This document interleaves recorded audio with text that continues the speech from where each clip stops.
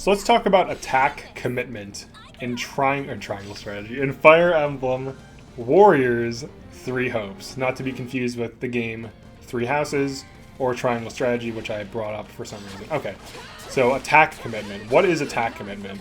Attack commitment is not a new concept. I'm not exactly sure where it originates. It might be the fighting game community, but essentially it's how much commitment to an attack a move has. So for example, if you do a heavy attack that has a lot of ending frames, that could be punished by counterattacks that are fast.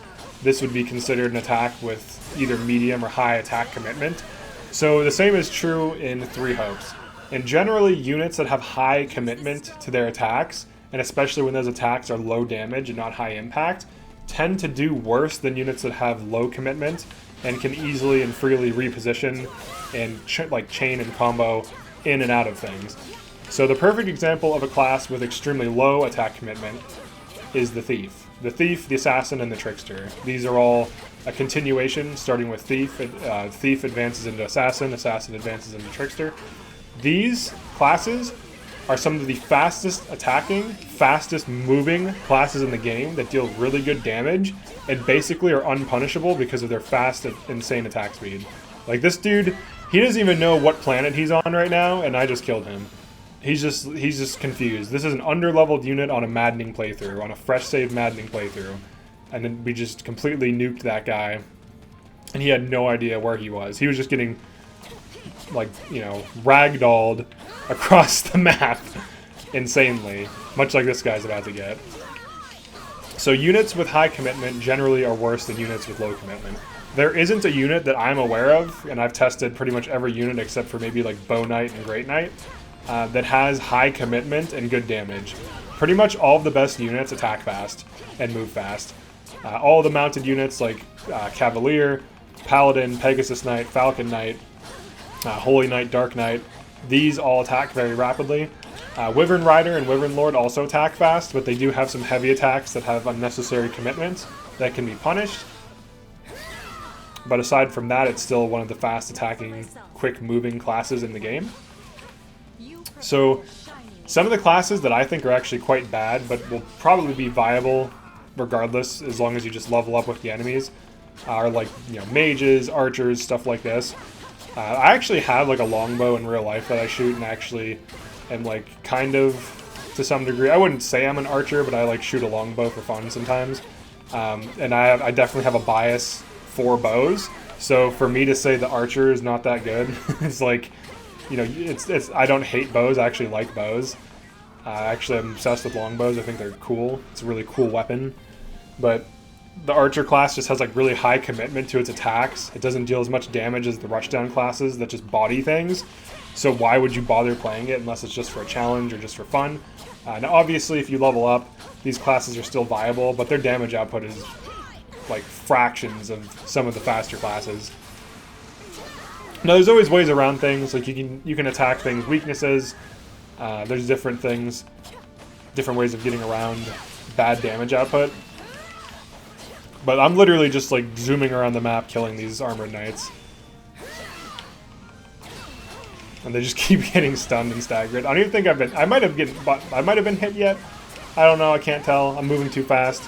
So I honestly can't tell if I've been hit or not. I've seemed to be at full health. Maybe I took some chip damage. Got a perfect dodge in there. Look at that, 3k damage. This is an under-leveled unit on Maddening, too, so like keep that in mind as well.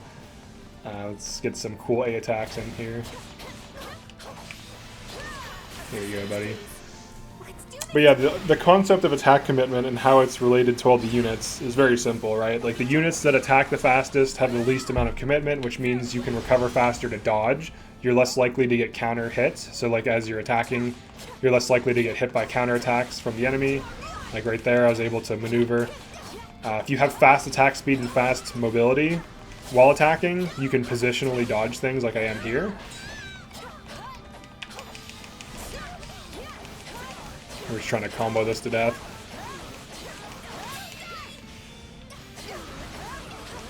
But you can see how absurd this, like these fast attacking classes are.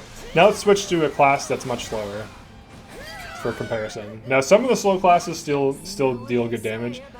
So Wyvern Rider, it's definitely slower, but I'll show some attacks that have high commitment. So here's one with like a little bit higher commitment. I'm like locked into it. And I'm going to show you the longest attack in the game, if I can. I actually just got punished by trying to do this dumb attack. Oh, let me hit him with a thing first. Alright, there we go. Alright. So 4YX. Alright, this attack is insane. You can't cancel it, you can't get out of it, it just keeps going. Now, if you already have a combo going, it's fine to do, but it's still very punishable. But this is an example of a class that's like, okay. But attack commitment is a big problem for some classes. I don't run classes that have problems with commitment, like, you know, they overcommit to attacks because they're just bad to run in general, so I just don't recommend running them. You can run like monks and healers and stuff and just like adjutant them to another unit. I think that's actually a really good idea, pretty viable. Generally a good idea.